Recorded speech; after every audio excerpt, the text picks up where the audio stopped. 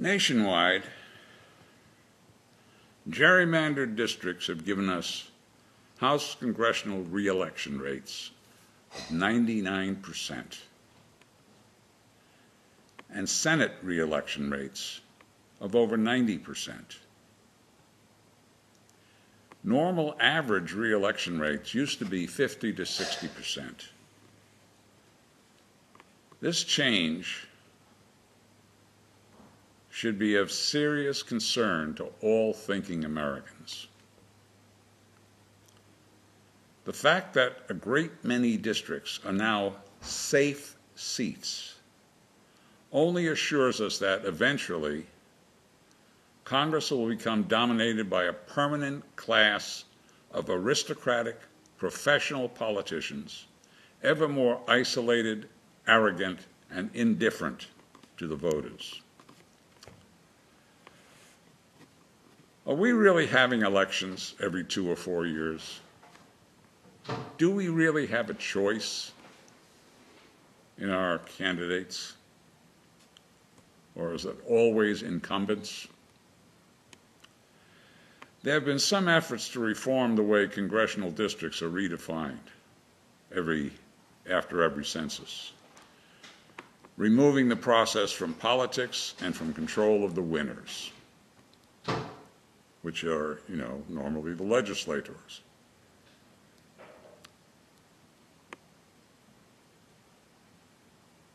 But in all these reform cases, when they try to change the way districts are redefined, it's been suggested that it be turned over to some supposedly neutral body like retired judges or businessmen. Obviously, any proposal involving a set of humans will eventually fail for the same reasons that legislative redistricting fails.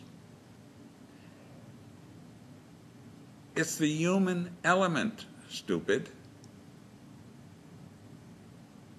There may be reasons for it, but I fail to understand why no one has proposed a purely software-based system of honest-to-goodness random redistricting based only on population and contiguity of population polygons, which nest snugly with one another.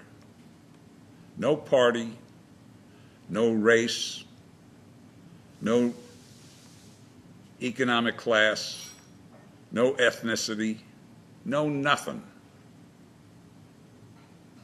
which might bias the resulting voter distribution.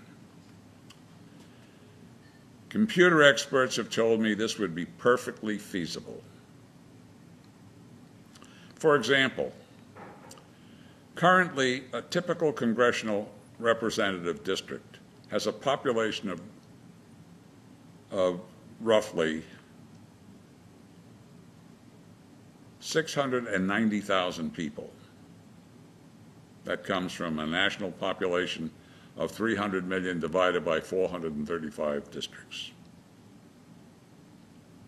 Thus, if a state has 6,900,000 people, it will have 10 congressional districts. This formula is fixed nationwide. Almost every state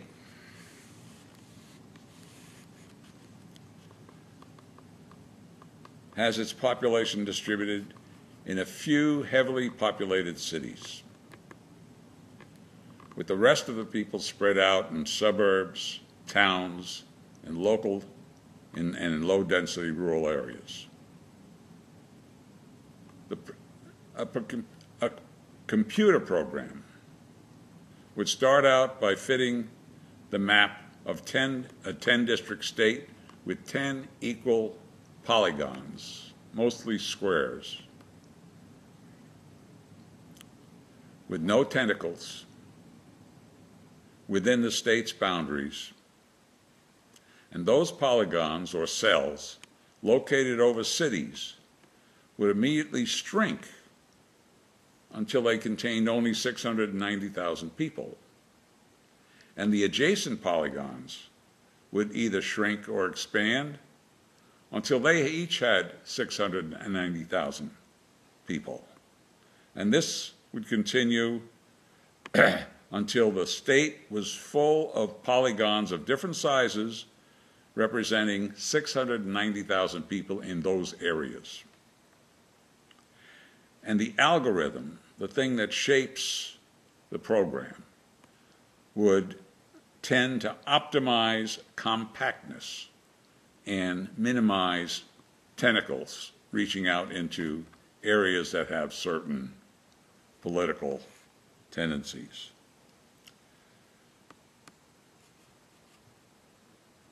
I'm sure that this is feasible software-wise, and it is absolutely politically neutral and fair. Sure, some districts would continue to be safe districts, but they would be accidentally and randomly safe, and would be less so over time as populations change. It would eliminate the political haggling every 10 years after each census, as the winners try to shape the districts to suit themselves.